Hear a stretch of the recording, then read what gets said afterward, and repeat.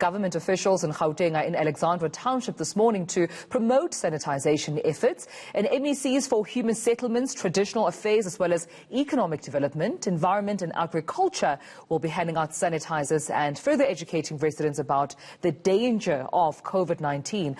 Our reporter Silindelo Masikane is in Alex with the very latest. Now, Slee, a very good morning to you.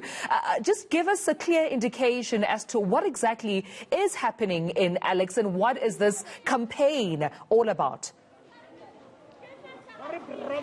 Essentially, Tumelo, we're seeing a rollout of a sanitization delivery, should I say, of a sanitization solution in areas, very densely populated areas like Alexandra, that have thousands and thousands of people almost living on top of each other. So you can imagine that hygiene is going to be a critical issue to try and combat in a township like Alexandra that has many hostels.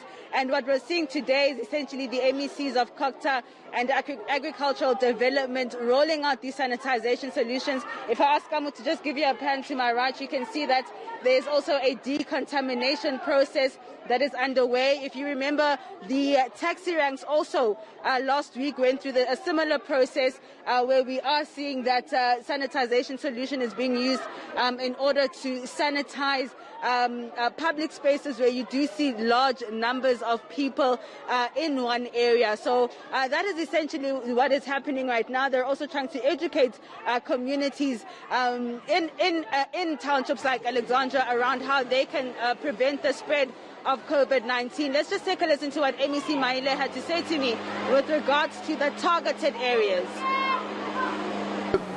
We've got about 67 hostels in our province, and these hostels are old, and we have a program to redevelop them.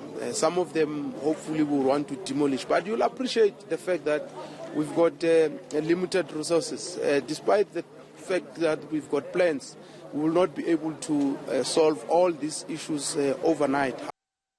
So, Silindelo, tell us a bit more then about this sanitizing project and disinfecting project. I see in the background there, as you were speaking to the MEC, there were officials wearing blue overalls. What are they doing? Is it part of deep cleaning some of the spaces at that hostel, for example?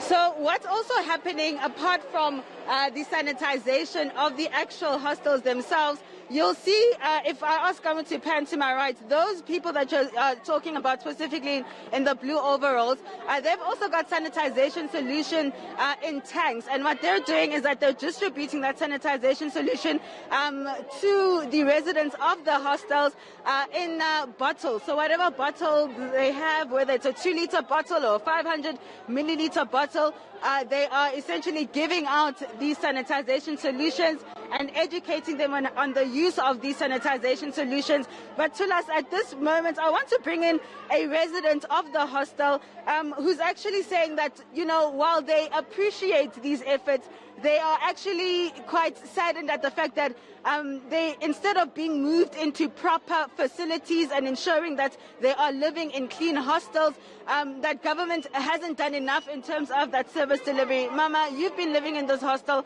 for some time now. Just tell us how long you've been here and what do you find issue with what's happening today? Okay, I came to Helen Joseph 1999 January.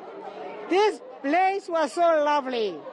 We used to have even hot water in the bathrooms. There was no rest. We were having services. Even the globe bands, you go to the office, we report it, they fix. So now since then, today, what are the issues? Since democracy, we are using our own money. We are searching ourselves to maintain.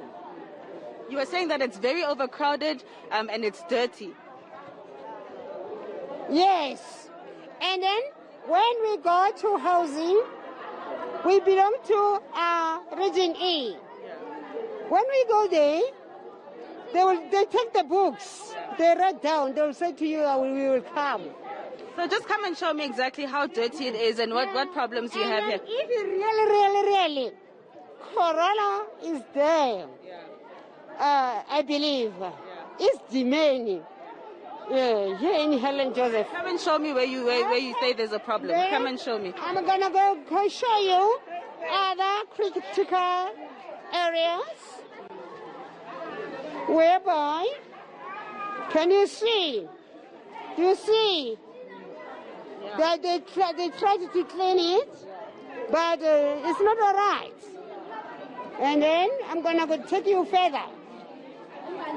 So Tulas, as you can see, these are just some of the issues that the residents here at the hostel are having, where they're saying that, okay, fine, you're providing us with sanitizers and stuff, but we're living essentially in very dirty areas, and the sanitization solutions are only going to go so far. So they're saying that while they appreciate these efforts, they want to see more going into actually rectifying the living conditions that they're in. Yeah, indeed, Lee, I can see definitely coming from those visuals that it does really look horrid. I mean, if you look at what's happening down there, it looks like almost a dumping site of some sort. But it seems the government has a lot of work to do beyond just sanitizing, but also ensuring that that environment, that community, that building holistically is clean and hygiene. Absolutely. Silindelo Masikane, thank you for that. Like we've been saying, Dumelo, this crisis has had the effect of all our challenges, and challenges is an understatement, all our problems coming to a head almost at the same time, and we're having to